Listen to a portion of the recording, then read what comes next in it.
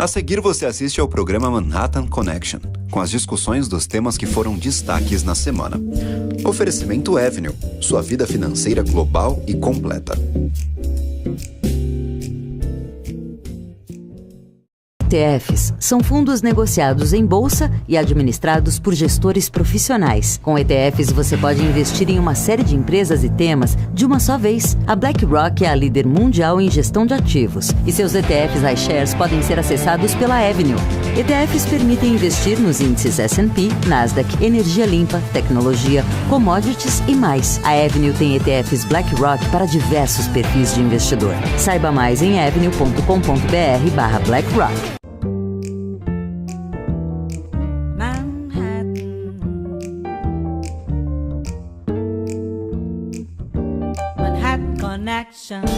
Biden e Bibi balancê, Haiti miserê, Brasil melê, TikTok rolê. Boa noite, obrigado pela companhia. O quinteto está reunido com os paulistas Diogo Mainardi, em Veneza, Caio Blinder, Bruno Corano e Sil Curiati, com este mineiro em Nova York. Ô Diogo, várias notícias boas e más sobre a Ucrânia. Quais são as melhores e as piores? E por que o Putin está com esse papo de arma nuclear outra vez? Bom, eu nunca pensei que fosse dizer uma coisa dessas, Lucas, mas viva Macron! Macron foi a melhor notícia da semana. A iniciativa que ele tomou, a entrevista que ele deu na quinta-feira, dizendo que está pronto para mandar soldados para a Ucrânia, e que a Europa tem de se preparar também, é uma antecipação do que a gente vai viver com a provável vitória do Trump, o desmantelamento da OTAN. A Europa vai ter de se virar, vai ter que erguer a voz. Tudo bem, você pode dizer que o Macron está interessado em conquistar um punhado de votos nas eleições europeias, para o Parlamento Europeu, mas bem-vindo, são as palavras certas as que ele disse. Sobre a ameaça do Putin de estourar uma bomba atômica, ele respondeu na bucha também, né? Ele disse, a gente também tem atômica, a gente também tem bomba nuclear. Então, tira esse negócio de campo e vamos falar seriamente. A Ucrânia não vai ser entregue para a Rússia se depender do projeto, plano, ameaça do Macron e de parte dos governos europeus. Mas falta combinar com a Marine Le Pen, né? Nas eleições adiante. Mesmo a Marine Le Pen deu uma recuada. Marine Le Pen pode entrar em 2027, ela não é tão amigável, né? O Macron está lá até 2027. A gente espera que a guerra já tenha acabado. É isso aí. Pro nosso lado. Eu não tenho nada contra, eu sou completamente com o Macron. Eu acho isso mesmo, de mandar, os vizinhos aí não ficarem encagaçados, bota soldado e manda ver. Agora, o Putin começou com esse papo em outubro de 22, foi a primeira vez que ele falou em arma nuclear, porque os americanos, numa das raras eficiências da CIA e do FBI, descobriram o alto comando russo discutindo como é que a gente pode usar a arma nuclear. Então eles descobriram que era para valer, mandaram um cara lá para falar com o russo, falaram que papo é esse?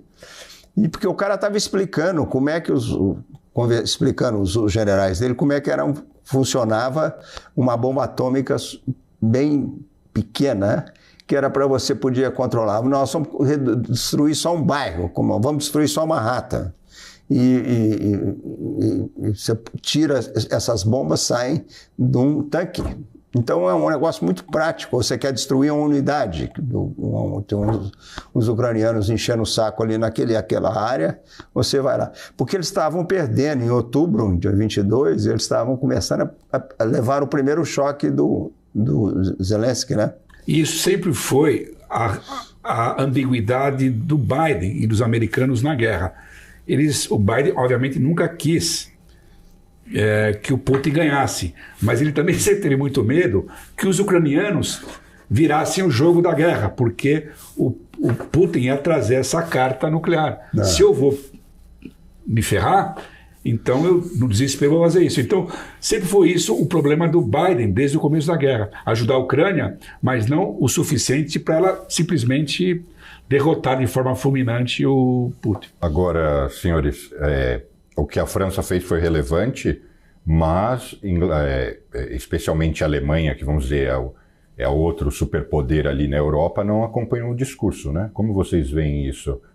Bom, Bruno, no dia seguinte ao discurso, à entrevista do Macron, ele voou para a Alemanha, né? A gente não sabe ainda exatamente o que ele conversou com o Scholz, mas a coisa foi mais ou menos combinada, porque o cara não pega um avião no dia seguinte para receber um não na cara do alemão. Não vamos esticar isso mais não. Mas, de fato, a França é mais fogosa do que a Alemanha.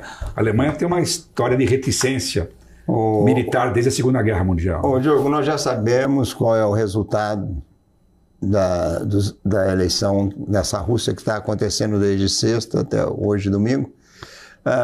O que é relevante? Tem alguma importância? Não,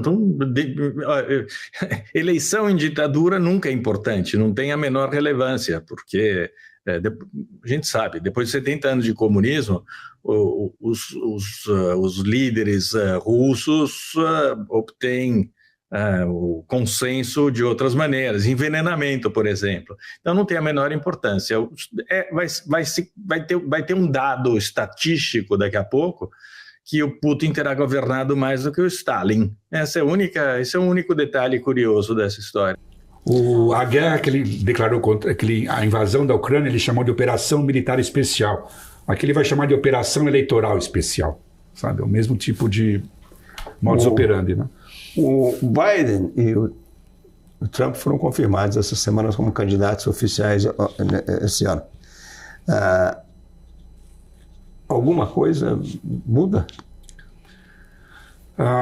O Trump é candidato, né? Isso é uma situação realmente sombria. A gente comentou aquela história, você comentou, né?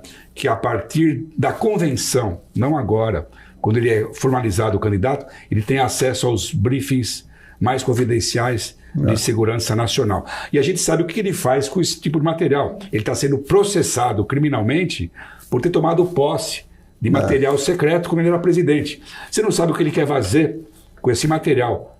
Dizer que é dele, eu posso fazer o que vender, usar isso para fazer chantagem contra alguém. Ou seja, na mão do cara como o Trump é perigoso. Agora, duas coisas marcam agora essa consagração dele. Foi ele, de vez, ao estilo stalinista, tomou conta do Partido Republicano e já fez o expurgo, inclusive, dos funcionários do partido. A nora dele manda no partido, demitiu todo mundo que trabalhava no partido. Isso é uma coisa, isso é um aperitivo do que ele quer fazer no governo. Ele já anunciou, ele quer aparelhar o serviço público federal americano. Ou seja, se você não for leal ao Trump, esse é o plano dele. A questão que eu... Na dúvida é que se ele podia receber essas informações confidenciais a partir... Não, ele vai ser formalizado na convenção. Pois é formalizado na convenção, mas a nossa Maddow deu a informação dela que a partir do momento que ele tinha os votos, ele tinha acesso às informações. E o segundo ponto, do lado do Biden, os números são muito ruins, não tem como negar. Eu vi um estudo agora no Financial Times mostrando que os democratas nunca tiveram uma vantagem tão estreita junto ao eleitorado de minorias, negros, latinos e asiáticos, como agora, em 60 anos. É a menor margem. A coalizão que eles montaram desde os anos 30 com o Roosevelt, ela está perdendo o vigor. Isso é um fato gravíssimo. Eu não vou ficar relaxado. Relaxa, o Trump vai perder. Olha aqui. Quem falou? A Rachel Maddow? Se foi a Rachel Maddow, eu não confio. Eu não confio nada nela. Eu não confio os latinos estão realmente apoiando bastante o Trump, claro, né? Mas é uma outra categoria de latinos, eles dizem. Não são os latinos que a gente conhece, não são os imigrantes, são segunda e terceira geração aqui. Com esses números. Não fica, não, relaxa. Agora, estou explicando. A campanha mudou, mas o Trump mudou. Porque há 3 semanas atrás ele dizia que a a Bud era uma cerveja maldita, que TikTok era do mal. De repente, ele fala, agora vamos tomar Bud, podem brindar com a Bud, para de dar tiro na cerveja. E agora ele que era anti-China, está falando, não, TikTok, o pior é Facebook, TikTok é do bem. E aí, o que ele mudou? O Trump é um vira-casaca, a gente sabe disso, ele está atrás de dinheiro, onde está o dinheiro ele está. A história da Bud, para quem não acompanhou, é algo que aconteceu há 1 ano, em abril de 2023, quando a Bud Light contratou uma influenciadora transgênero, que é a Dylan Mulvaney, para fazer uma campanha online que dava um prêmio, era uma campanha de lançamento de vídeos, etc. E várias pessoas muito conservadoras, inclusive nomes conhecidos como o Kid Rock, começaram a cair em cima da Bud, da marca, dando tiro nas caixas e tal, mandando seus vídeos como se fosse participar do concurso, mas detonando a marca por ter se associado a uma transgênero. A gente sabe que, assim, isso é uma burrice enorme dessas pessoas e dos republicanos serem contra, porque além de ser incorreto, humanamente incorreto, a comunidade LGBTQ aqui nos Estados Unidos é responsável por 1,1 trilhão de dólares de poder de consumo anualmente. Então é uma burrice enorme. Mas enfim, foi isso que aconteceu. A Target ficou do lado dos republicanos, também a Target, que sempre fez campanhas LGBTQ, retirou essas campanhas do ar para apoiar a decisão dos republicanos. E aí o que acontece é que recentemente, logo antes do Super Bowl, um lobista associado a Anheuser-Busch, que é a empresa dona da Bud Light, fez um fundraising, né? Fez um jantar para levantar fundos para a campanha do Trump com o valor de $10 mil o prato. Então era um dinheirão que entrava para a campanha do Trump. E aí é óbvio que ele quer que todo mundo celebre com Bud Light mesmo. E o mesmo está acontecendo com o TikTok. Ele sempre foi contra o TikTok por ser chinesa e falava que era arma de espionagem, etc. Acontece que ele já foi visto com um bilionário que tem 13%, é o Jeff Yess, que tem 13% de participação na ByteDance, que é a empresa ele se encontrou com o Yas um pouco antes da votação na Câmara. Aquela famosa história, qual a pessoa que mais influenciou o Trump? A última pessoa com quem ele teve uma reunião. Nesse caso foi o mega doador. É uma pessoa que põe a mão no bolso. Influenciar isso, quem influencia o outro. O Bruno, o Joe Biden está solto, sem coleira e está mordendo, e mordeu o TikTok. E a Câmara aprovou e agora vai para o Senado. Qual é a atração e a repelência do TikTok? Bom, acho que a primeira coisa interessante é que, embora a iniciativa teoricamente tenha sido do Biden, isso é uma discussão que já vinha há tempo e o Congresso foi em grande maioria, né? O que tem sido incomum nos últimos anos. A Câmara. A Câmara. Ela foi em maioria no sentido de que tanto republicanos quanto democratas se uniram em um tema conjunto. O que é mais bizarro, antes de a gente entrar nas consequências, é a quantidade de americanos que usa o aplicativo é enorme. Eu acho que as pessoas que usam... 170 milhões, vai lá. As pessoas que usam para entretenimento é uma coisa, mas tem muita gente que usa como negócio. As pessoas vivem do aplicativo. Centenas de milhares de pequenas empresas. Então, assim, isso é preocupante. A exigência da proposta é um pouco vaga. Tem que vender tudo, tem que vender qual parte. E para fechar a bizarrice... Recentemente, quem que começou a se promover no TikTok? Os dois próprios candidatos, especialmente o Biden, entrou recentemente no TikTok. Então é uma coisa bem estranha. Não faço ideia o que o Senado vai deliberar daqui para frente. Eles não estão querendo confiscar. Eles querem que mude a propriedade. Mude a propriedade. Parece que é complicado. Não, mas gente, muito. É igual dizer, a empresa não vai ser mais... Vão dar a empresa? Não, gente, não é. Não comprar a empresa? Tem um monte, você está enganado. O ex-secretário de Tesouro, Donald Trump, ele quer juntar os empresários. 140 bi a oferta inicial. Falaram em 400, né? Não, eu ouvi. Mas... No minuto é 140 bi. Você sabe que não tem grupo que vai comprar, você já ouviu 400 bi? Não, mas o que eu quero dizer é que não tem comprador. Eles não vão vender. Por que eles vão vender a empresa? Gente, mas sim, vão. Eu acho que... Porque o Congresso falou que você tem que vender, senão você fecha. Mas eu falo, tem o resto do mundo inteiro. Eu quero opinar. Se for, o Biden disse que assina. Ele assina gente, olha o que está acontecendo. Posso falar uma coisa? Porque esse TikTok é uma arma de espionagem super eficiente. Não, eu não discordo desse risco. Eu só digo o seguinte, eu sou dono do TikTok, eu sou chinês. Eu estou no mundo inteiro. Eu tenho... sei lá quantos milhões de usuários. Tem vários países do mundo contra TikTok também. Sabe qual é o primeiro país? A China. Tá, mas aí... A China é banido, não tem TikTok na China. Lá tem, só que é outra versão. Eu sei, mas uma versão sob controle da ditadura chinesa. O Lucas deu a resposta. Qual é o movimento? Precisa da união de outros países. Se a Alemanha, Inglaterra... Precisa não. 30 países falaram. Não precisa não. Eu posso opinar? Eu acho que está tudo errado isso, na verdade. A minha opinião é que o nome banir, a palavra banir, foi usada com leviandade aqui pelas pessoas, aqui nos Estados Unidos. O Mike Johnson, que é bem estúpido, ele falou uma coisa que é mais precisa. É o presidente da Câmara. Ele falou uma coisa que é mais precisa, que é: estamos eliminando um tumor para que o paciente sobreviva. Por quê? TikTok, ele tem a base de usuários mais valorizada no mundo. É muito, muito dinheiro envolvido. São trilhões de dólares envolvidos no TikTok. O que os Estados Unidos estão fazendo? Eles estão falando, se você vender a sua parte, a maior parte tiver controle americano, você permanece. Por que eles têm interesse nisso? Porque eles querem a base, porque isso é uma grande sacada para o governo Biden de fazer cortar pela raiz, ou iniciar os passos de cortar pela raiz a formação de soldadinhos anti-americanos dentro nos Estados Unidos, porque eles passam a controlar mais conteúdo. Não, Lucas, isso é sério, isso é sério. E é muito dinheiro envolvido. Então, empresas americanas que compram, as ações vão subir pra caramba. Essa empresa só vai valorizar. O ByteDance só vai valorizar. Escuta, isso é interessante. E o Senado vai aprovar porque é dinheiro dos Estados Unidos. Trump é o maior interessado em comprar. Eu sei. Então, eu estou falando o governo americano. Você já está imaginando essa especulação que o Biden não quer mexer com soldadinho chinês? Não é isso, não. Existe um país. No governo Biden iniciou-se uma coisa. É bom pro Biden. O Trump vai controlar se o Trump ganhar. É bom pro Trump. É bom pra América. É por isso que é bipartidário. O problema do controle disso está no algoritmo.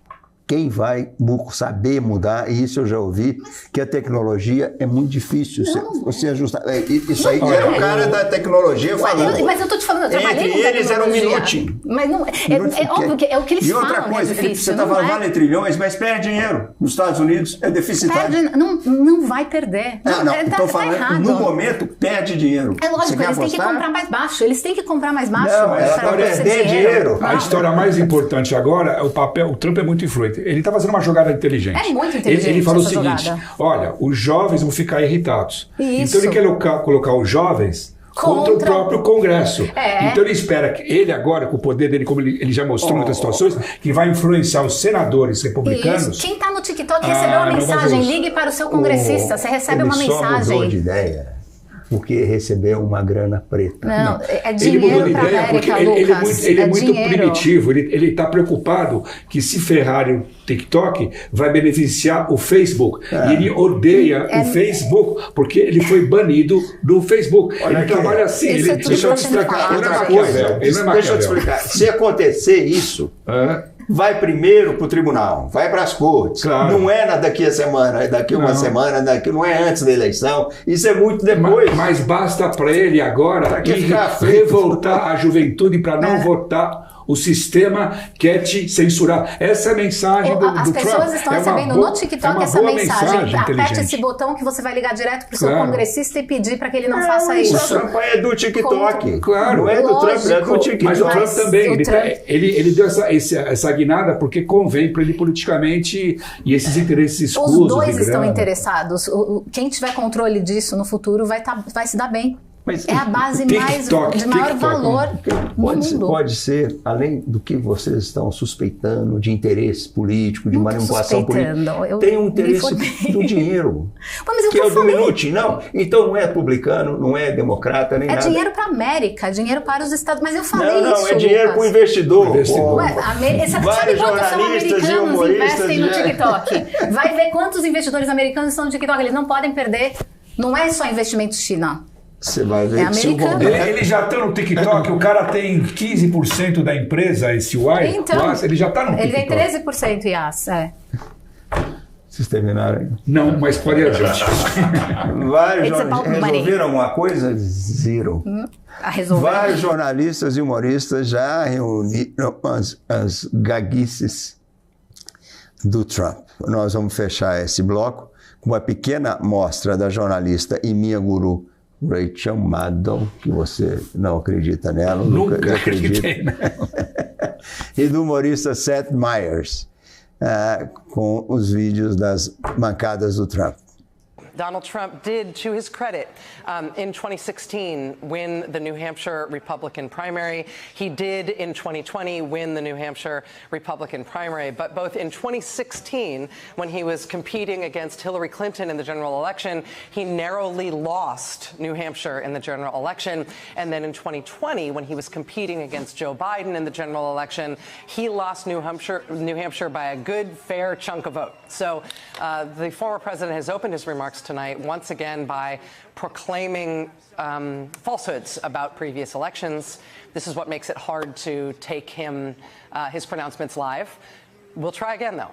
Here we go. They're weaponizing law enforcement for high-level election interference against Joe Biden's top and only political appointment, a guy named me. China has total respect for Donald Trump and for Donald Trump's very, very large brain. Saudi Arabia and Russia will repeat 10,000 known or suspected gang members. The wheel is older than the wall. You know that? Every single car out there, even the really expensive ones, controlled by large donors, unelected regulators and regulators. Our hope is a word and world. Authority and authoritarian powers. Beating expectations in the House for the midterm and midterm year. They sacrifice every day for the furniture and future of their children. When they gaze upon Yosemite's towering sequoias. We did with Obama. We won an election that everyone said couldn't be won. They're going to change the name of Pennsylvania. You know how you spell us, right? You spell us, U.S. Now just pick that up. I hope they now go and take a look at the oranges of the investigation, the beginnings. The Mueller report, I wish, covered the oranges, how it started. So you don't remember saying you have one of the best memories? I don't remember that. One of the great memories of all time. It's called, like, up here, ding, boom. This is me. I hear. Bing. If you have a windmill anywhere near your house, congratulations. They say the noise causes cancer. You told me that one, okay? Nikki Haley is in charge of security. Nancy Pelosi, or Nancy as I call her. We appreciate it very much, Tim Apple. Did you just see Maduro, Venezuela? It's unbelievable. You have voter ID to buy a loaf of bread. People are flushing toilets 10 times, 15 times. Ding, ding, ding, ding, ding, ding. Pshin, boom. God bless the United States.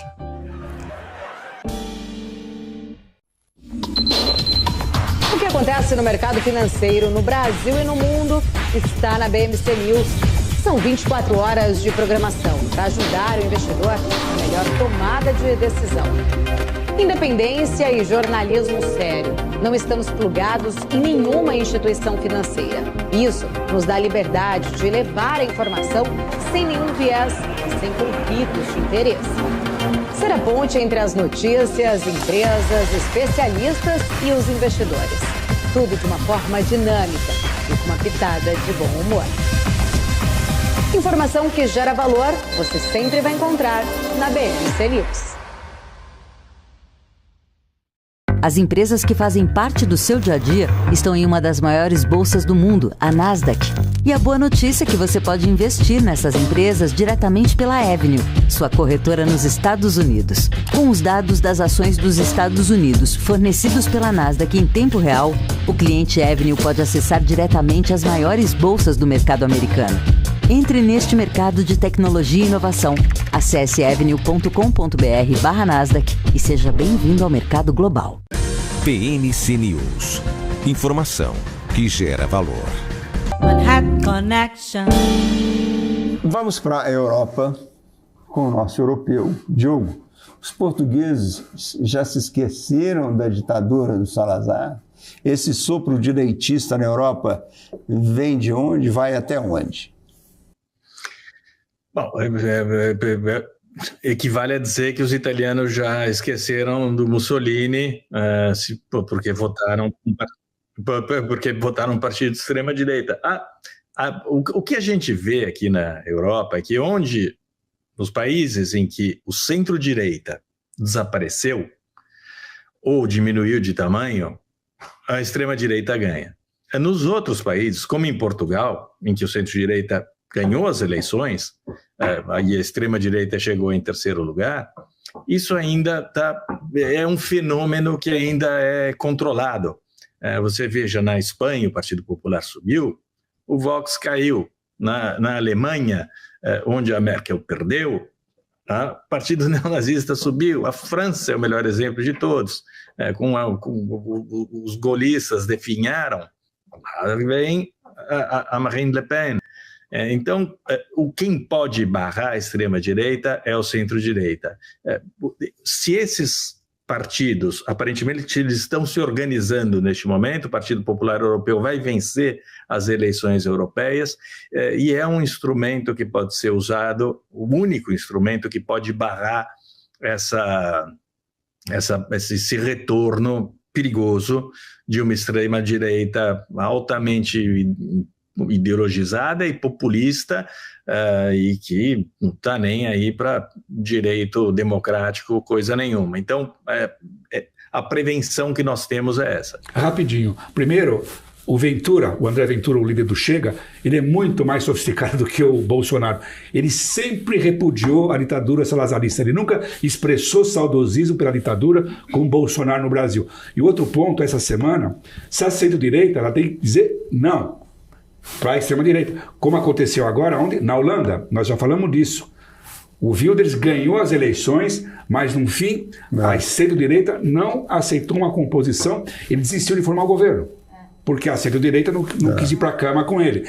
Isso, óbvio, vai obrigar a centro-direita talvez a ser um pouco mais conservadora em questões de imigração, para não perder votos para esse tipo de gente. Eu estou curiosa para saber se o Marcos Vinícius, brasileiro, que tem o sobrenome do nosso Jorge Santos aqui, que foi eleito deputado em Portugal, vai fazer coisa que nem o Jorge Santos fez por aqui, o brasileiro do lado de lá.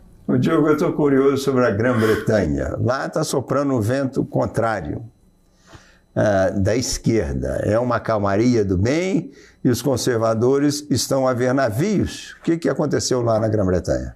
A Grã-Bretanha, por sorte, é bastante previsível, né? Então, tem a década da Thatcher, a década do Tony Blair, depois a gente passou por uma alternância entre trabalhistas e conservadores, depois do desastre do Brexit e Boris Johnson, é óbvio que eles vão ter que pagar alguma coisa, provavelmente 10 anos fora do poder, com os trabalhistas comandando o país. É um ciclo natural, é o preço a ser pago pelos conservadores, e é justo, né? A democracia funciona desse jeito. A maior burrada do século dos conservadores vai dar o poder ao Partido Trabalhista, que também foi para o centro. Quer dizer, a gente não tem mais aquele trabalhismo esquerda festiva que perdeu todas as eleições até hoje. O Partido Trabalhista ganha quando vai para o centro. Sempre foi assim, sempre será assim. Olha, vamos para o olho do furacão com a democracia israelense. O Biden vai conter o Bibi, Diogo? Não, o Biden não vai conter o Bibi em Rafah de jeito nenhum, porque ou sai um acordo aí para soltarem os reféns, que é altamente improvável, ou não vai conter, não, porque a população israelense apoia 75%, segundo a última pesquisa, apoia a invasão de Rafah.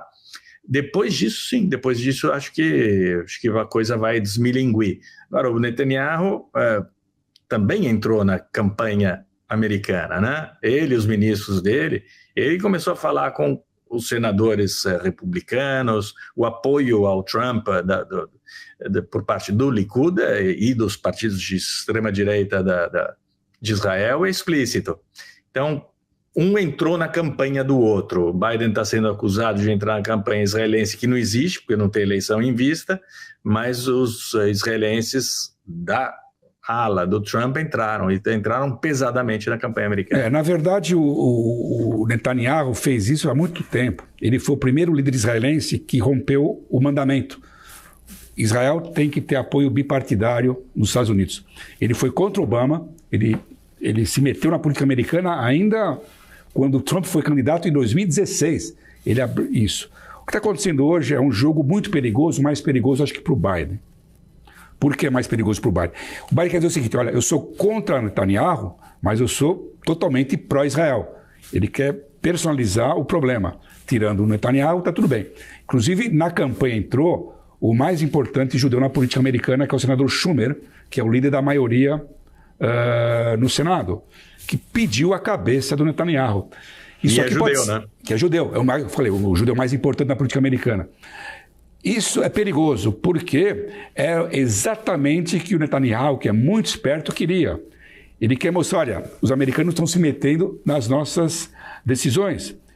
E por que ele quer? O que interessa para o Netanyahu? Ele quer mostrar que a interferência do Biden não é só uma interferência na política israelense, mas se a guerra der errado, é culpa do Biden, porque ele me segurou. Então ele está se planejando para essa situação há meses, não de agora. Então, ele trouxe o Biden para essa armadilha. O Biden não tem escolha, ele tem que dar uma maneirada, porque ele tem suas razões internas também, porque a base democrata está contra o que Israel está fazendo. Ele quer jogar em todos os lados. E nessa, para variar, o Biden corre riscos mais sérios do que o Netanyahu. Boa. Agora vamos para um outro líder que não tem tanto poder, mas gosta de uma carnificina. É no Haiti, agora estamos falando do Haiti. Por isso? Ele é um carniceiro, ele sabe grelhar? Esse é o churrasco. O nome dele ele chama Cherizier. Né? Seguinte, você que gosta de inteligência artificial, o verbete sobre o Haiti está escrito há 200 anos. Qualquer texto sobre o Haiti começa assim: país mais pobre do hemisfério ocidental, assolado por interferências externas, instabilidade política e desastres naturais. É que nem a Inglaterra. É previsível no sentido democrático, o Haiti é previsível no outro sentido. O que tem agora é que piorou demais. Porque os gangsters do Haiti, são 300 gangues que já controlam 80% de Porto Príncipe, viraram movimentos políticos importantes, ligados aos partidos. Eles se uniram. Eles se uniram. Essa que é a importância. Eles se uniram. Primeiro, o churrasco, que foi policial. Lá no Haiti, todo mundo que foi policial agora é líder de gangue. E o outro que foi comandante da polícia, chama Guy Philippe. Os dois estão nisso. O churrasco... Todos eles são horríveis, de saque, praticar estupros. Agora estão dizendo não, que a população estava revoltada com as elites e tal. Agora vai com essa cascata. Opressão. O churrasco. É importante lembrar o seguinte, ele nega que ele chama churrasco porque ele queimava os oponentes. Eu sou o churrasco porque minha mãe me deu esse apelido. Ela vendia frango frito na rua. Diz ele que não é essa a razão, mas acredito plenamente que ele mandava fritar os oponentes. Não vejo nenhuma solução para o Haiti, sabe? A gente vai ficar... Tristeza, né? Daqui 2 anos, 20, 30... O churrasco, depois dele ajudar a mãe a vender galinha, ele foi fazer o quê? Ele já virou bandido? Ele era policial. Ele era policial. Por isso que ele... Essa informação é importante. Os 2 líderes mais importantes das gangues foram policiais. O Felipe foi comandante de polícia e depois ele se meteu em tráfico de drogas. Ele foi extraditado para os Estados Unidos, preso, condenado por lavagem de dinheiro, no tráfico, e os americanos devolveram ele para o Haiti. Hoje ele está tomando as decisões políticas do Haiti. É a tempestade perfeita. O Haiti hoje está na mão dos gangsters. É isso. Vamos dar um alívio nessas... Por quê? Você achou pesado? Nesses crimes. Não, a conversa está pesada. Sai de Gaza, vai para o Haiti. Rússia, Gaza, Haiti, só direita. Vocês aí com o TikTok. Você nem sabe que o TikTok dá prejuízo, é deficitário. Eu não falei isso, Lucas. É deficitário. Você colocou palavras na minha boca, eu não falei isso. Você falou que dá um lucro extraordinário. Eu não falei que dá um lucro, eu falei que é a base de maior valor do mundo. 170 milhões de americanos fora o resto do mundo. É muito valor essa base, foi isso que eu disse. Parte de dinheiro que vale bilhões, não sei o quê. Agora, você traz o sol, Nova York está ensolarada mesmo. Está ensolarada. Estamos primaveristas já. Vocês não. Eu já estamos primavera. Ontem 72 and sunny, 20 graus. Você prefere Nova York irlandesa ou pernambucana? Você sempre vê com essa sacada que Nova York é pernambucana. Então, hoje, quando o programa está passando dia 17 de março, é dia de St. Patrick. Então, as pessoas acreditam que Nova York seja super irlandesa, porque é, na verdade, onde tem a maior população irlandesa nos Estados Unidos é em Nova York. A segunda é em Chicago, a terceira em Boston. Mas a primeira é Nova York. Então, há muitos irlandeses, mas eles só chegaram em Nova York... Ele está de verde, o Diogo. Ele está celebrando St. Patrick hoje já. Tem que tomar cerveja verde também. Os irlandeses só chegaram em Nova York depois das guerras napoleônicas. Foi só no século XIX que eles vieram e aí construíram estradas, construíram pontes, construíram tudo que a gente conhece hoje. Então, Nova York tem essa cara de irlandesa. Mas, fato é que este ano a cidade faz... Está subestimando os italianos aí nessa história. Não, eu não estou. Eu só estou dizendo que... Óbvio que eles fizeram. Mas você me perguntou a Irlanda, se quiser eu me prolongo. Eu conto de todas as... Então, Irlanda os irlandeses construíram sozinhos as pontes e coisas. Também não falei sozinhos. Porque todo mundo veio para cá. Todo mundo veio para cá no século XX. Pô, deixa eu contar a história. Então tá. É óbvio, eles vieram para cá e construíram, mas enfim, o que eu estava dizendo é que Nova York, este ano, faz 400 anos. Nova York foi fundada em 1624 pelos holandeses e ela tinha o nome de New Amsterdam, isso para quem não sabia dessa história. Onde os pernambucanos entram na parada?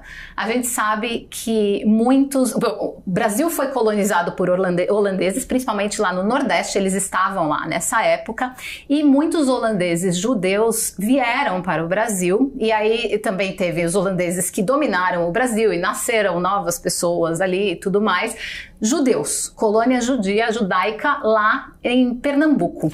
Quando Portugal invadiu o Brasil, e aí Maurício de Nassau foi embora, aquela história toda. A Espanha, Portugal era colônia... Não, Portugal invadiu era colônia o Brasil. Espanhola. Tá bom. Vamos contar, então. Quer que conta a história inteira? Tô brincando. Eu tô tentando resumir. Vocês mandam falar pouco, aí eu tento resumir as coisas, vocês botam os fatos no meio. O Brasil em 1500, você já tá em 1624, tem 124 anos depois. Eu já tô depois. Tá bom. É pra terminar a história. Não volta, não. Os holandeses do Brasil, que eram judeus, falaram, cara, não dá pra ficar aqui, porque os portugueses, óbvio, implementaram o catolicismo e eles não tinham mais liberdade de exercer a sua religião. Então eles foram procurar onde outros holandeses estavam, terras novas que outros holandeses estavam, e vieram parar aqui em New Amsterdam, Nova York. Os ingleses só chegaram em Nova York 40 anos depois, mais ou menos, 1664. Então, os primeiros judeus da cidade de Nova York são pernambucanos. E essa é uma história muito legal. Essa é a grande influência. Eu sei que você tem uma história para complementar aí do Cardoso, se você quiser contar. Não, essa agora é a história, eu já contei há 2 semanas. Não, eu já contei que esses judeus tiveram, entre outras coisas, uma descendente de judeus escreveu aquele poema que está no pé da Estátua da Liberdade, é de uma dessas judias descendentes desses pernambucanos que vieram. E o outro mais importante é o Cardoso, Benjamin Cardoso, que foi ministro supremo, que com o Franklin Roosevelt fez essas reformas todas sociais que os americanos têm. Pronto, agora vocês procurem essas histórias e conectem os pontos, aí coloca os italianos, coloca os espanhóis no meio, que vocês vão ter a história inteira. Todo mundo veio pra cá, não só é? Em Queens quantas línguas é só em Queens? Nossa, são muitas, né? Eram 40, alguma coisa assim. Não, 149 oficiais. Mas sai um novo livro, tem 700 línguas só em Queens. Você jura? Mas não dialetos, né? Imagina, não línguas. Tem até uma língua que chama trumpismo, porque ele é do Queens, é uma língua especial, que só ele fala, que só ele entende. Já mostramos nas gaguices dele. Nós voltamos no próximo bloco com o meteorologista Bruno Corano. As empresas que fazem parte do seu dia a dia estão em uma das maiores bolsas do mundo, a Nasdaq. E a boa notícia é que você pode investir nessas empresas diretamente pela Avenue, sua corretora nos Estados Unidos. Com os dados das ações dos Estados Unidos fornecidos pela Nasdaq em tempo real, o cliente Avenue pode acessar diretamente as maiores bolsas do mercado americano. Entre neste mercado de tecnologia e inovação. Acesse avenue.com.br/Nasdaq e seja bem-vindo ao mercado global. PNC News.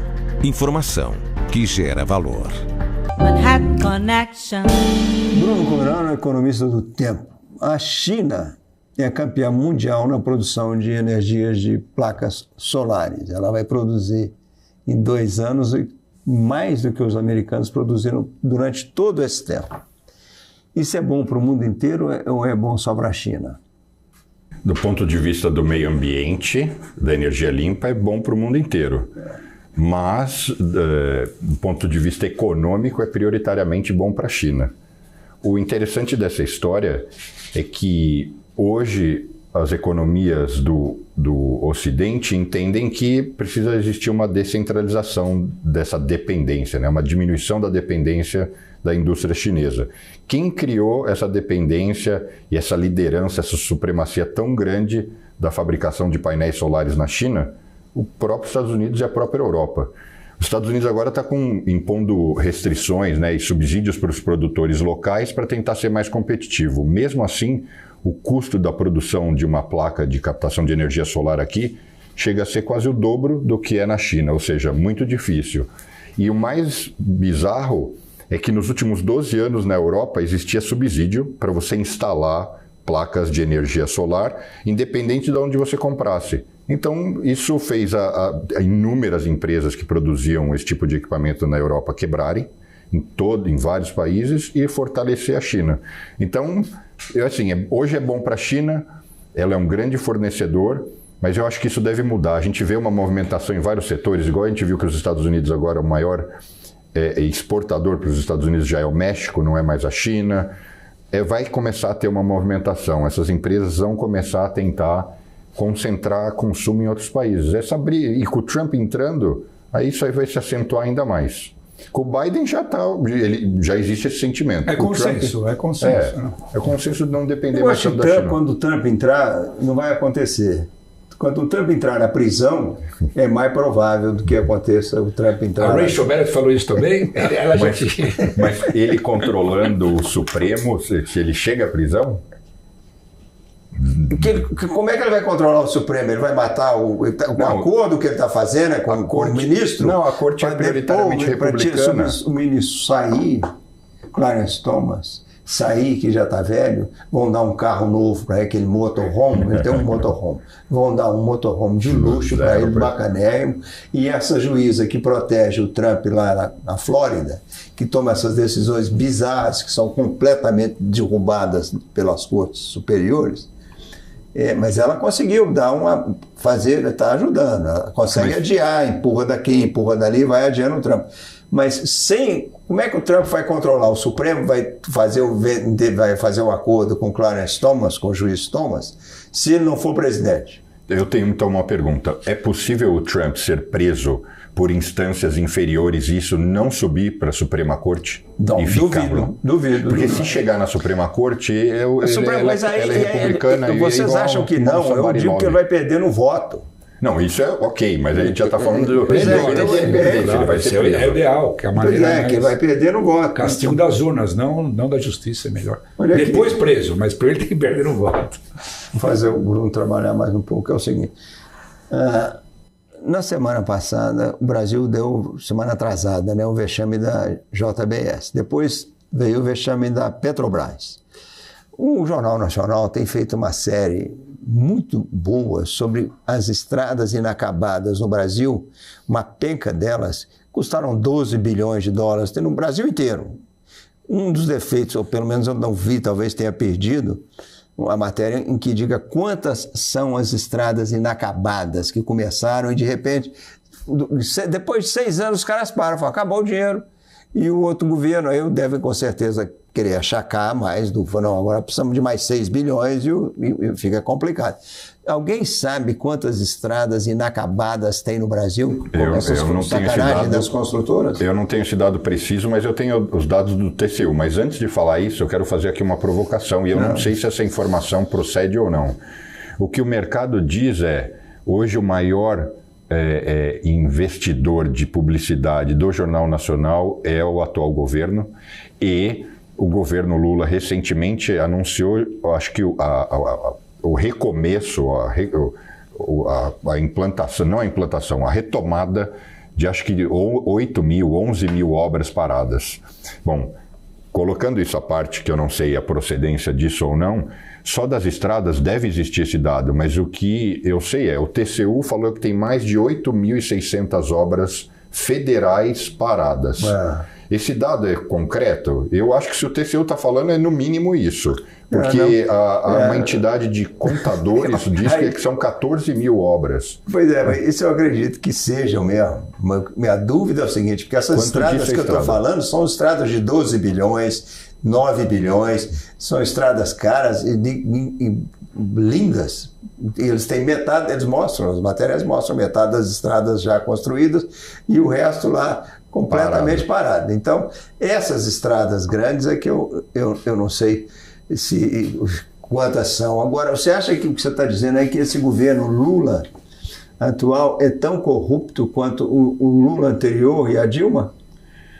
Eu vou dizer o seguinte, você está sugerindo isso? Eu vou dizer que uma coisa que eu afirmo com toda certeza, é o meu sentimento, minha opinião. O sistema político brasileiro, em grande parte, ele é corrupto, independente de partido, se é direita ou se é esquerda. Então eu acho que o problema é sistêmico. Existem políticos sérios? Certamente, a gente não pode generalizar, mas o sistema é comprometido, não só o sistema político. A máquina pública, o Brasil, é desde alguns membros da polícia, é o fiscal do meio ambiente, vai por todas as áreas. São todos? Logicamente não.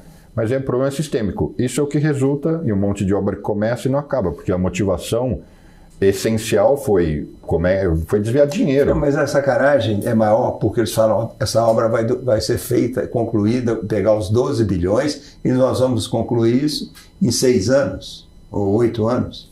E o dinheiro acaba, a obra para antes. Sabe por que acaba? Antes. Porque orçou em 12 bilhões para fazer em 6 anos. O mandato daquele gestor que deliberou isso são 4. Então. De 12 bilhões vai para 18, porque, logicamente, os orçamentos vão mudando, a obra atrasa. O fato é que eles conseguem gastar os 12, às vezes aprova até mais uns 4. Faz ainda nos 4, faz lá, vamos fazer o rachuncho aqui, e aí depois quem entrou, eventualmente, de fato não tem dinheiro, ou aquela obra nem interessa, ou nem fazia sentido. Tinha que contratar os caras de Las Vegas lá, de fazer a construção. Essas estradas, algumas são importantes. São muito importantes. Não, tem um monte de obra muito importante. Se fosse ferrovia, por isso que tem a metáfora, trem da alegria, né? Mas deixa o ônibus da alegria. O maior número de obras que o TCU mapeia são escolas e serviços médicos. Importantíssimo. Importantíssimo. Grana no bolso do prefeito, vereador, aí a corrupção é ainda mais difícil de controlar, porque é lá embaixo. Então, é tanta... Que... Eu acho que a corrupção, mas eu acho que é mais fácil do povo cobrar, quando é ali na esfera municipal, quando vai na esfera federal, parou a estrada. É muito complicado. Quantas vezes você vê quantos prefeitos num mandato caem? 2, 3, o Brasil tem 300, quantos? 4 mil prefeitos. O pior é que esse número no Brasil ainda bem tem subido, né? Mas o mais impressionante é, depois dessa década de escândalos, parece que a corrupção não diminui, como seguem aparecendo casos. O nosso Felipe Nunes, da Quest, diz que o Brasil deu um outro mergulho nas pesquisas, que o Lula teve um mergulho nas pesquisas, e por causa, em parte, da manifestação pró-Bolsonaro. E deu um mergulho, não Lula, na polarização. O Brasil, de novo, caiu nessa polarização. Você acha que foi essa manifestação trouxe de volta a polarização, Joe? Não. Acho que é consequência da queda da popularidade do Lula, fruto da estupidez do Lula, do antissemitismo do Lula e, sobretudo, da defesa que ele fez e faça diariamente do regime essencialmente corrupto criado por ele, que teve uma sequência digna do lulismo na Dilma Rousseff. Eu acho que tudo isso abalou a popularidade do Lula e isso aumentou a polarização, porque o eleitorado bolsonarista abomina o lulismo, o Lula, e o eleitor do Lula abomina o bolsonarismo. Então, a consequência natural é essa. Nós voltamos no próximo bloco com mais calor, que não é política, é um calor do bem. As empresas que fazem parte do seu dia a dia estão em uma das maiores bolsas do mundo, a Nasdaq. E a boa notícia é que você pode investir nessas empresas diretamente pela Avenue, sua corretora nos Estados Unidos. Com os dados das ações dos Estados Unidos fornecidos pela Nasdaq em tempo real, o cliente Avenue pode acessar diretamente as maiores bolsas do mercado americano. Entre neste mercado de tecnologia e inovação. Acesse avenue.com.br/Nasdaq e seja bem-vindo ao mercado global. PNC News. Informação que gera valor.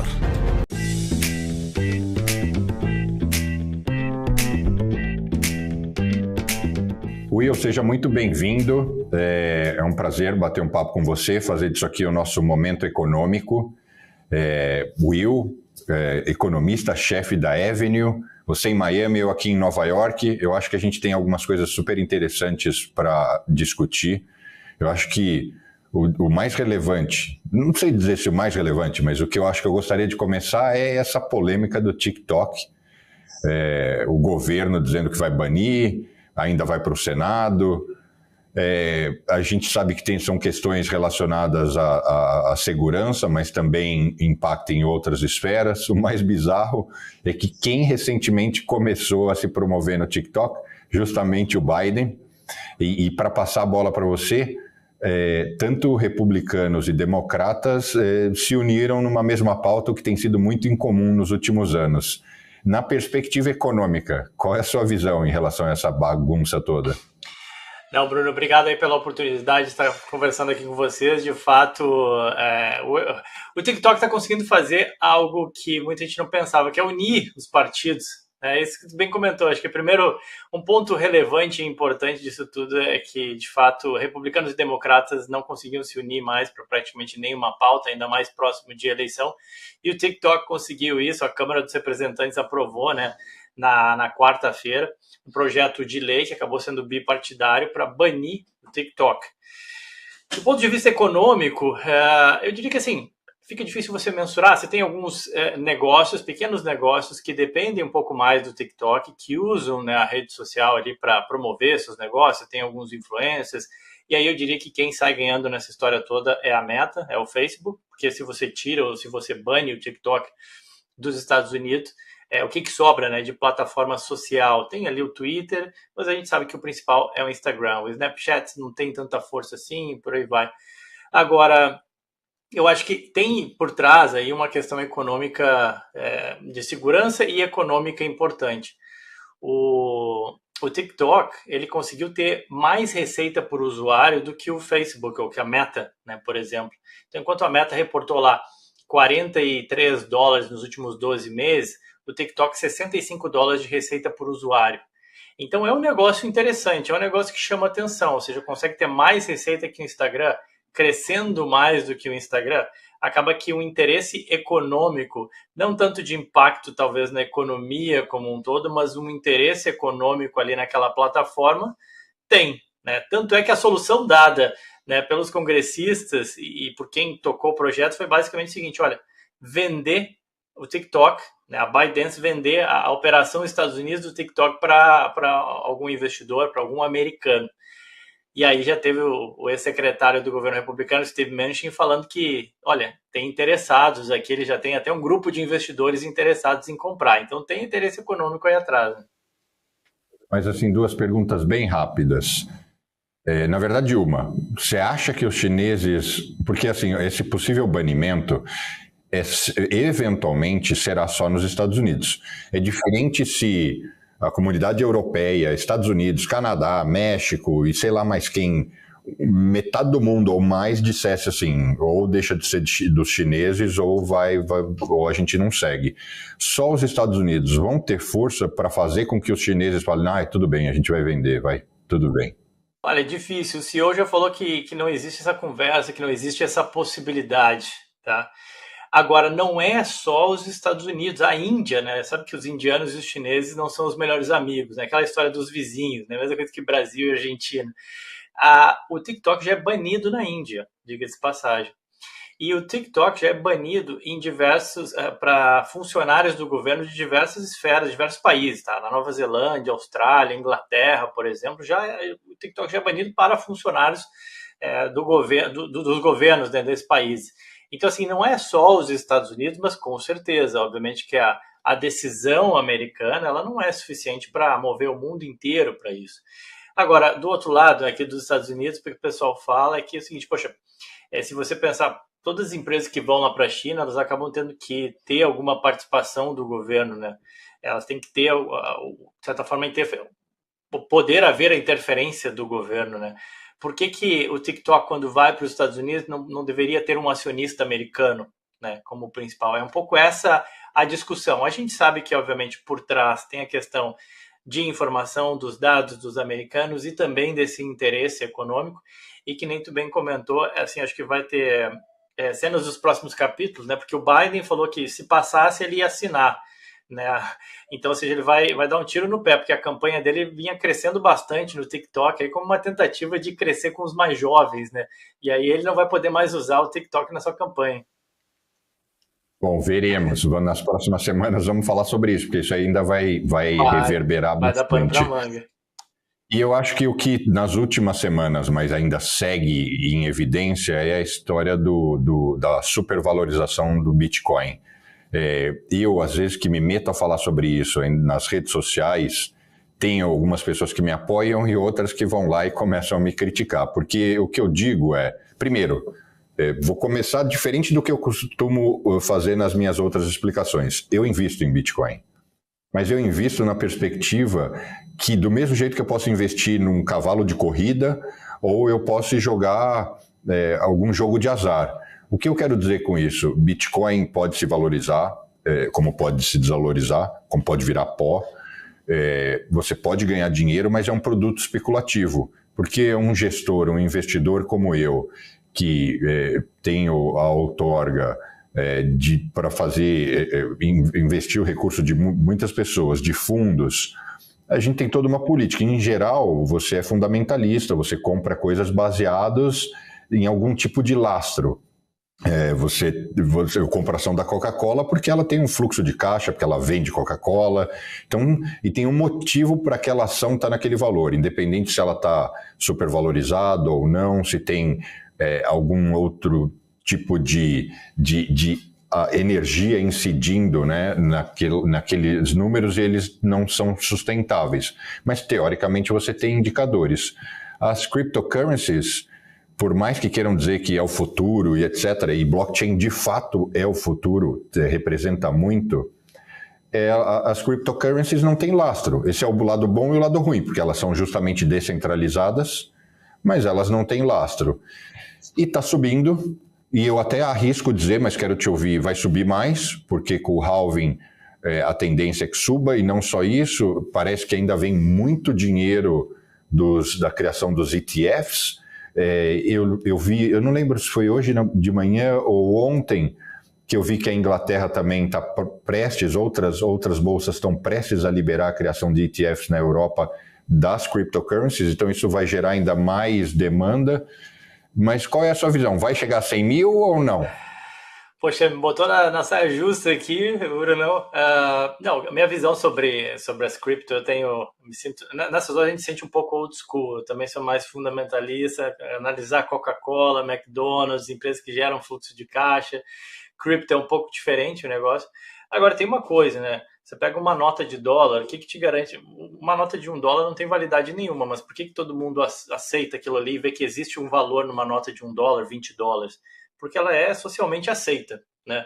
E quando isso acontece com as criptos, elas passam a ser socialmente aceitas e todo mundo vê um valor, por mais que não tenha nenhum valor naquilo ali, né? Você pode dizer que, não, mas não tem valor, enfim, é diferente do ouro e tal. Não, mas existe porque as pessoas acreditam que tem valor, consequentemente aquilo ali acaba se tornando uma moeda, uma reserva de troca, enfim. E essa é uma das dificuldades, né? As criptos, elas ainda não conseguem desempenhar aquela função de moeda de $1, ou até mesmo do ouro, ou da prata, e por aí vai. Mas agora, a partir do momento que vai tendo uma aceitação maior, acaba que você não pode ignorar. E que nem tu comentou, o blockchain, de fato, é uma coisa que melhora a vida das pessoas. É uma coisa e as próprias criptos também ajudam diversos países que têm dificuldade, a questão de migrar fluxos de recursos para cá e para lá. Então, assim, eu acho que existe sim espaço para continuar avançando esse negócio. A partir do momento que os Estados Unidos meio que institucionalizou, né, ou seja, as criptos elas começam a entrar nos ETFs, elas começam a fazer parte mais do sistema financeiro, a verdade é que vem um caminhão de gente, vem muita gente interessada. Eu nunca quis ter cripto porque eu tinha receio dessas exchanges, ou da wallet aqui ou a wallet lá, mas um ETF de cripto eu compro, ou um fundo de cripto eu compro, porque é regulado pela SEC, porque está na bolsa e por aí vai. Então, acho que assim, esse potencial aumento de demanda para Bitcoin e para cripto, ele existe, é fato. E o fato dos outros países abrirem só alimenta isso. E do outro lado, né, você tem uma oferta que ela é finita. Então, se a demanda continua crescendo e a oferta finita, esse negócio acaba empurrando o preço para cima. Obviamente que não é numa linha reta. Quem investe em cripto deve estar acostumado já aos solavancos, né, ao sobe e desce, a montanha-russa, e eu acho que isso continua. Hein? Muito bom. Eu acredito que vai chegar no 100, isso se não passar. Mas só para fechar esse assunto, nas minhas redes sociais eu às vezes sou muito criticado, e entre os comentários, que eu fico com uma certa pena, porque eu acho que as pessoas, os comentários são super aceitos, mas eu gosto de conversa de um bom nível. E aí às vezes as pessoas falam, se fosse tão ruim, o BlackRock, ou sei lá quem que criou, várias, né, instituições criaram aí os ETFs de Bitcoin, não fariam. E aí o que eu só queria deixar registrado essas instituições, e várias delas que foram muito críticas pelos seus líderes e CEOs e tudo mais, hoje elas criaram porque isso dá dinheiro. Exato. Eles não estão validando se a cryptocurrency é ou não bom. Se as pessoas quiserem comprar ar enlatado e tiver demanda, os bancos vão criar uma forma de vender isso, porque eles ganham com isso. E aí nas nossas conversas fora do ar, eu particularmente acho que o tema inflação, eu acho que tem só uma discussão. Vai convergir para a meta rápido ou vai ser uma inflação persistente, como foi nos anos 90? Porque o fato é que os indicadores assim, às vezes é um pouquinho acima, às vezes é um pouquinho abaixo, e fica ali naquela lenga-lenga. Como é que você vê isso? Porque inflação explodindo de novo, a não ser que tenha um colapso, que nem Macron falou ontem que por ele manda tropas lá para a Ucrânia. Imagina se isso vira uma guerra para valer de outras dimensões, puxa o petróleo e a inflação volta de fato. Mas se não, a inflação está controlada. A única coisa é que ela não está caindo, não segue caindo, né? A economia americana segue muito aquecida. Não, é isso aí, Bruno. De fato, a inflação, a gente teve essa semana dados relevantes aí de inflação consumidor, inflação produtor, tudo surpreendendo para cima. seja, essa inflação ela veio desacelerando, ela já chegou a bater 9, 10, quase 10%, né? Já não tá longe disso, mas também está longe da meta de 2%. Se você pegar uma coisa que o mercado financeiro faz muito é o seguinte, olhar os últimos 3 meses, né? Porque às vezes 12 meses muita coisa já passou, vamos olhar os últimos 3 meses, vamos dizer que vai continuar assim. Se continuar assim tem problema, porque a inflação ela estaria rodando a 4 e a meta é 2. Então ainda tem algum caminho ali, tem algum percurso para o Fed continuar com juro alto, para tentar controlar essa inflação. E isso salvo qualquer choque, né? Se você for, que nem você falou, se realmente escalar a questão de Rússia e Ucrânia, como já se falou algumas vezes, até hoje, que bom, não escalou, mas enfim, mas é uma coisa que eventualmente pode acontecer, aí você tem pressão de preço de petróleo e a inflação acaba vindo por energia, mas entrando no sistema como um todo, né? E afetando serviços, afetando tudo, né? Agora, eu vi um gráfico essa semana que me preocupou, tá, Bruno? Deixou um frio até na espinha, assim, porque você pega aquelas ondas, longo prazo, tá? Início da década de 70, choque de petróleo, a inflação vai lá em cima, depois ela começa a desacelerar, acalmar, o mundo tinha entrado numa certa estagnação ali, a solução dos governos foi colocar dinheiro na economia, gastar, política keynesiana, que acontece, a inflação volta com tudo no final da década de 70 e 80 rasgando. E se você pegar o gráfico, ele está exatamente como foi naquele período ali. A história ela não se repete, mas ela rima. Deu até um frio na espinha quando eu vi aquilo ali, porque eu falei, poxa, se acontecer isso mesmo, o juros dos Estados Unidos ele nem vai ceder, ele vai começar a subir. E já teve uma ou outras pessoas, o Larry Summers, enfim, comentando aqui nos Estados Unidos, falando, olha, não tem essa história de juro cair, esquece, vai subir até. Acho ainda bem prematuro, o cenário básico continua sendo de inflação desacelerando aos poucos, refletindo um pouco a questão de juros, mas é uma coisa que tem que ficar ali de olho, né? Esse fantasma que a gente conhece muito bem no Brasil, mas que ele está por aí nos Estados Unidos rondando, ele ainda não foi embora e foi isso que a gente viu nos últimos dados de inflação aí. Vou ter interesse em ver esses gráficos, se você puder me manda para depois fora aqui do ar a gente bater um papo. Muitíssimo obrigado pela nossa conversa e nos reencontramos em breve. Ótimo, eu que agradeço. Um forte abraço aí a todos. Obrigado, Will.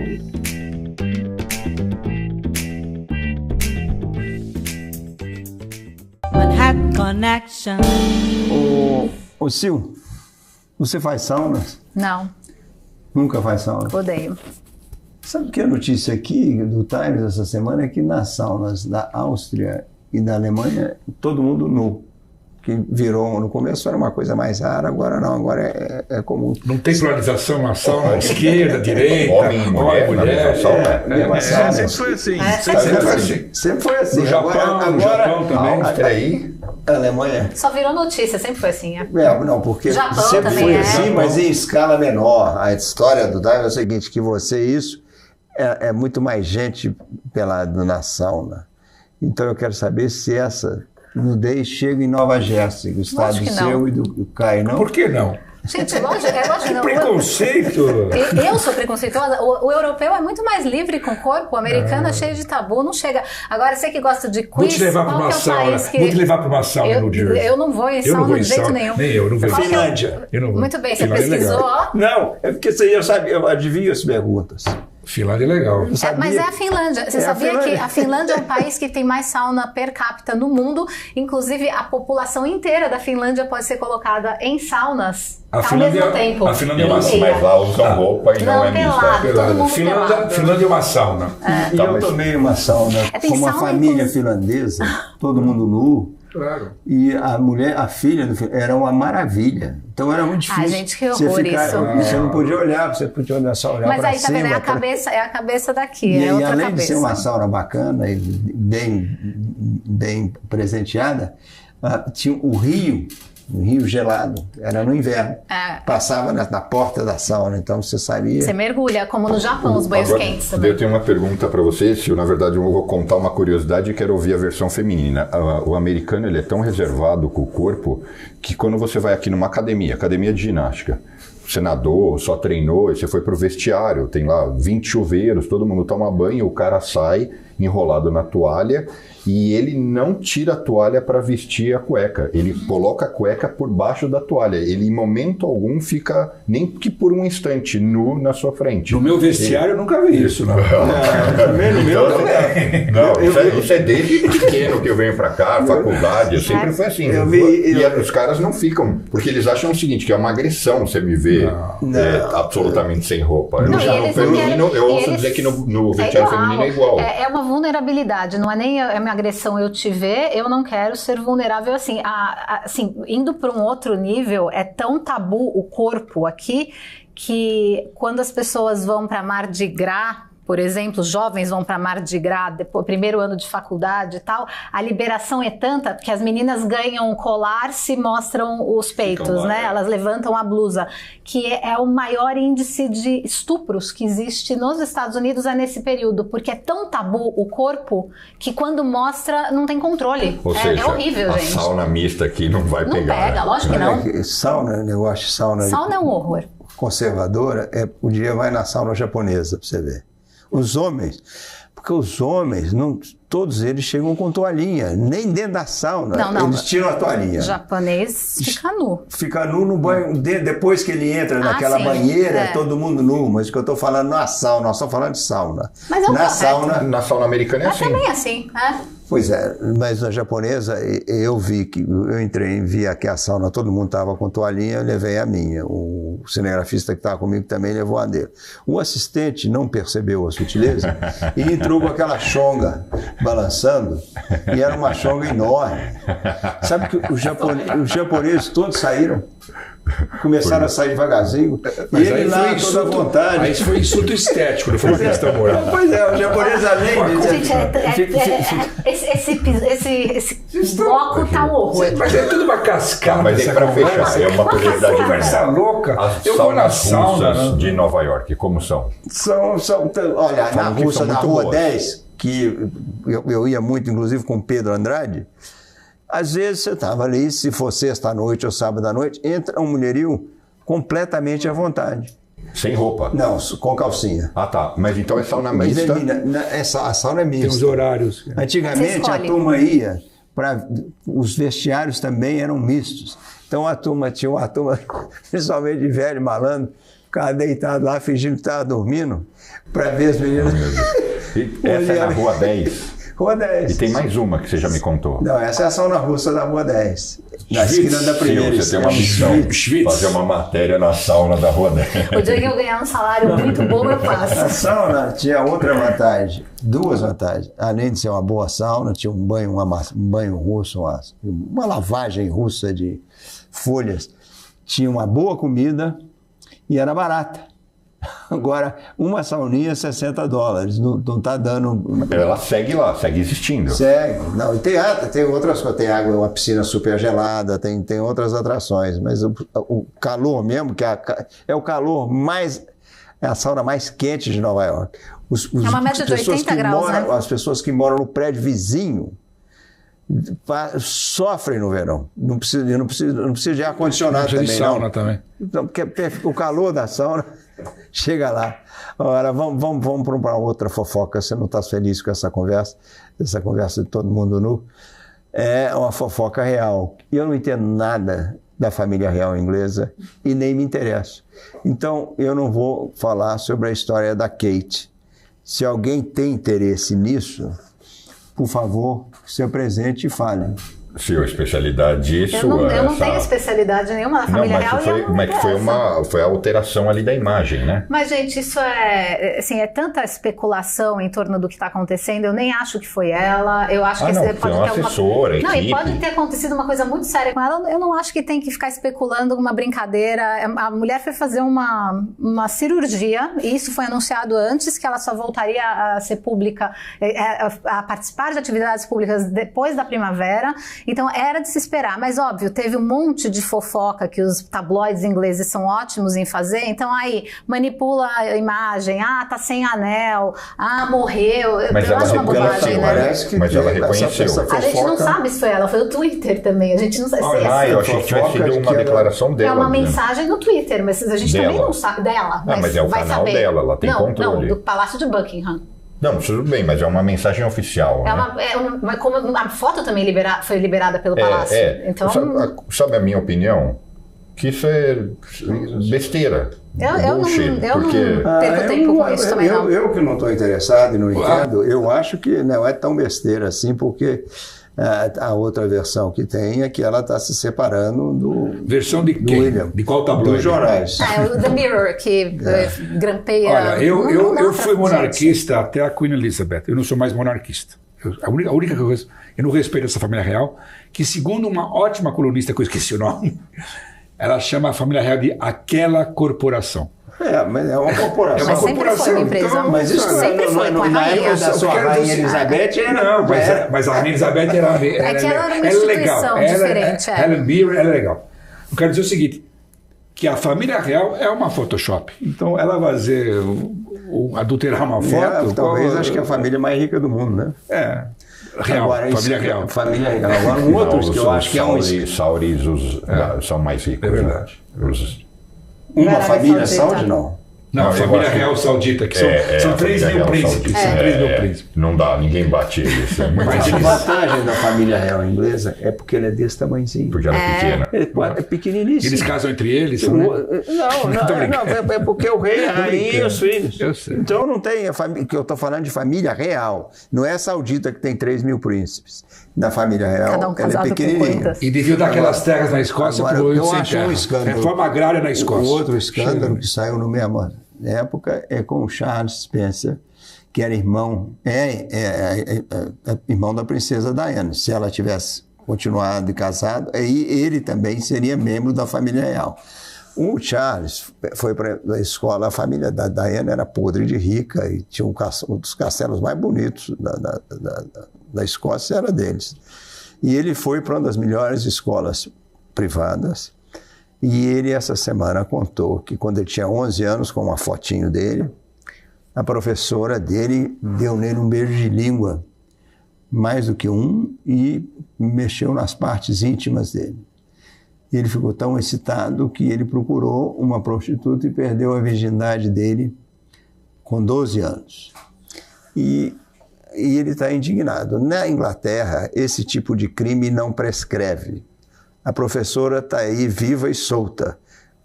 Quem de vocês condenaria? Você condenaria, Diogo?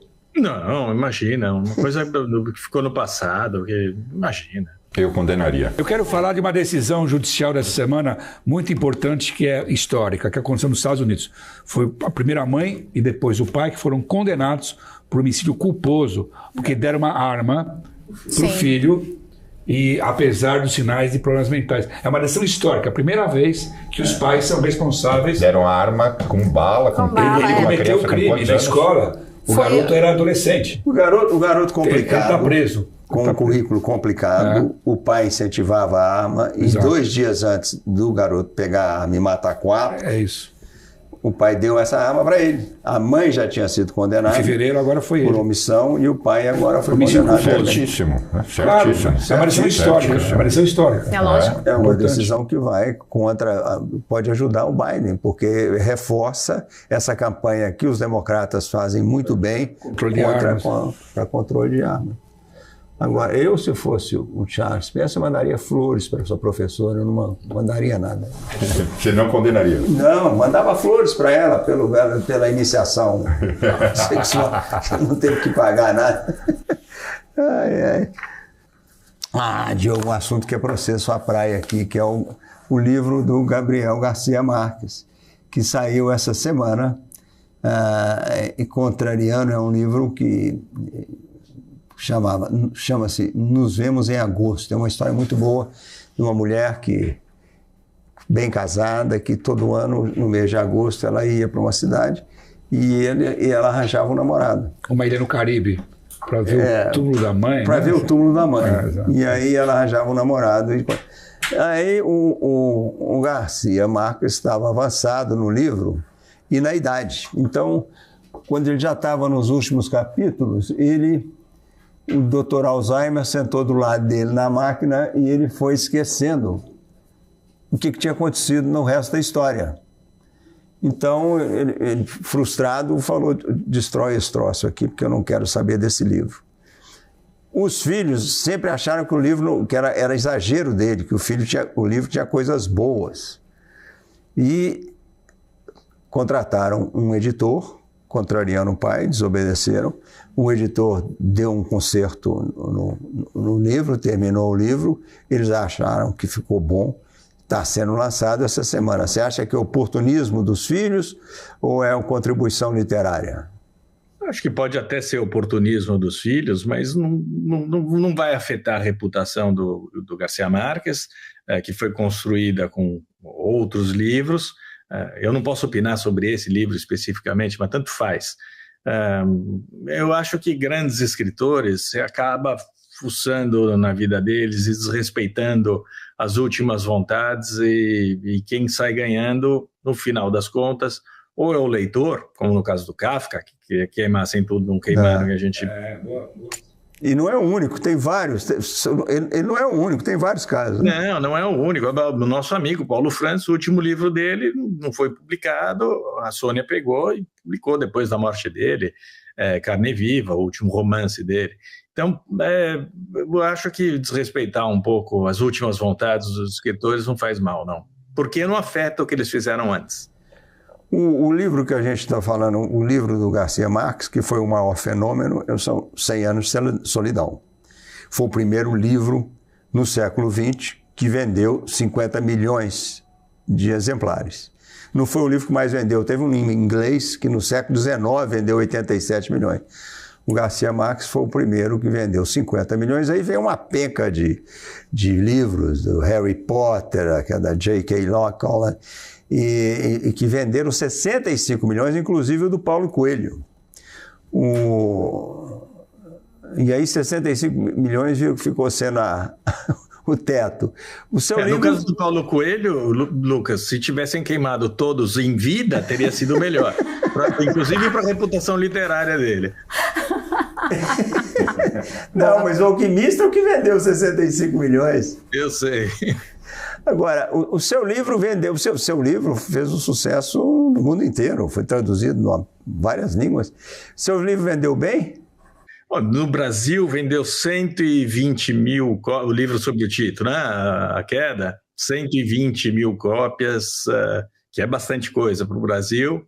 Os livros anteriores, os 2 anteriores, mas aí era livro meio esperto, porque era a seleção de crônica da Veja, cada um deles vendeu 100 mil cópias, então eu sou um best-seller até a próxima publicação, em agosto, do meu próximo livro, que vai ser um fracasso. Vai ser a queda literal. Mas é um livro que me deu um prazer que eu não posso nem descrever para vocês. Para mim foi uma salvação da minha vida. E na Itália, como foi a venda na Itália? A venda na Itália, a Queda vendeu 10 mil, só? 9 mil, 10 mil cópias. Eu achei que tinha um italiano, uma história de um...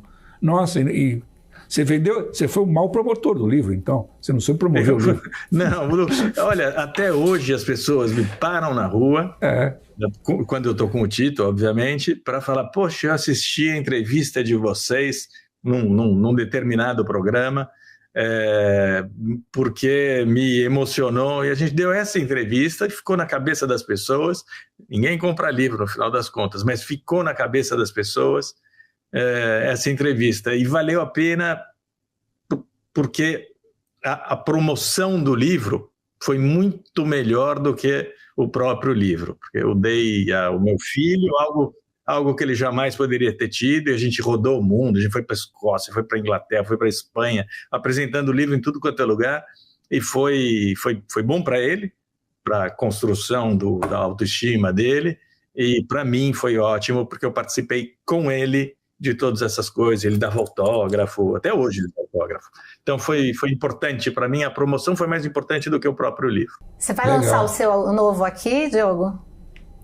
Eu tenho minhas dúvidas, porque o livro vai ser publicado no fim de agosto no Brasil, mas eu não sei se eu estarei presente, porque não tenho mais muitos motivos para ir ao Brasil. E a Nova York?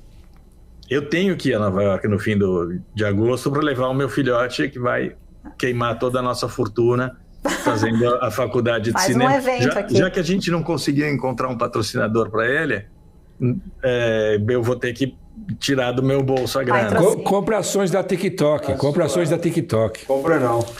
É fria. Aquela entrevista, eu vi a entrevista na Itália com o Tito, que é realmente fantástica. Era uma entrevista emocionante. Agora, o seu livro, está na minha lista dos melhores livros que eu já li na minha vida. Eu te adoro, Lucas. E você deu a melhor ideia de todas. E que eu penso nela o tempo todo, agora que esse meu filho desgraçado vai fazer cinema, de transformar isso daí num... História em quadrinho! Num desenho animado. Desenho animado e também esses desenhos animados japoneses aí que todo mundo compra esse troço. É isso mesmo. Foi uma grandíssima ideia. Pois é. Agora, vamos falar sobre um outro livro de ficção sobre goiabada, que é um sucesso na América Latina. É um livro que uma menina pobre vivendo com a avó ensina a avó, ela faz uma goiabada fantástica. Ela ensina a avó, ela aprende com a avó a fazer a goiabada e ensina a avó, ela vai crescendo e vamos botar isso na praça, vamos vender para o vizinho, foi vendendo, aí aprendeu a comercializar aquilo. E vendeu 250 mil. E agora foi relançado no Brasil. Ele foi reescrito, ele reescreveu com uma estudante de odontologia que também deixa a odontologia para fazer goiabada e é um sucesso. E ele já deve ser o 12º, 13º livro do professor Fernando Dolabella, um empreendedor, que agora está lançando um livro como As Crianças São Empreendedoras, vai lançar na Academia Mineira de Letras nessa quinta-feira. Ele é um craque. Você é empreendedor, né? Você é a Sil, né? Total. E aí? O que você aprendeu em algum livro com empreendedorismo? Sabe uma coisa curiosa? Eu desafio quem quiser ir no Google e fazer uma busca de livros sobre empreendedorismo. Não existem publicações relevantes que te deem essa mensagem, que tragam esse conhecimento. Por quê? Porque o empreendedor tem que saber um pouco do financeiro, do marketing, do comercial, do produto, da comunicação, do storytelling, que é um negócio que a Sil domina e fomenta. Tem que ter um conhecimento tão amplo que acaba que, quando eu recebo essa pergunta, o que eu leio sobre empreendedorismo? É uma combinação de competências que você tem que procurar. Mas tem uma turma especializada em empreendedorismo. Hoje tem no Brasil, mesmo no Brasil livros relevantes, eu pelo menos não conheço. Você pode não achar relevante. Fernando, ele está falando que seu livro não é relevante, não. Ele está achando que seu livro tem importância. Tem muita gente contando sua história, dar um recado, uma motivação. Mas... Não, ele pegou uma história de uma menina, uma fictícia, que eu até sei qual é a história, qual foi a inspiração, mas é uma ficção, e transformou Ninguém esperava que aquilo fosse vender 250 mil, nem menos ainda 350 mil. Porque a história é boa, conecta, engaja, mas não é na perspectiva de business, de eu vou comprar isso porque eu quero ser um empreendedor e vou aprender. Eles estão ensinando isso nas escolas brasileiras. O livro... Que escola é essa? Estão recomendando o livro. O livro é recomendado nas escolas brasileiras. O fato é, ler é sempre bom. Português, espanhol, Fernando ficou rico. Ler é sempre bom. Ler é sempre bom. Seja o que for, romance, ficção, livros utilitaristas, ler é sempre bom. E isso é o que faz um empreendedor, muito conhecimento. Muito obrigado pela companhia. A gente se vê na próxima semana.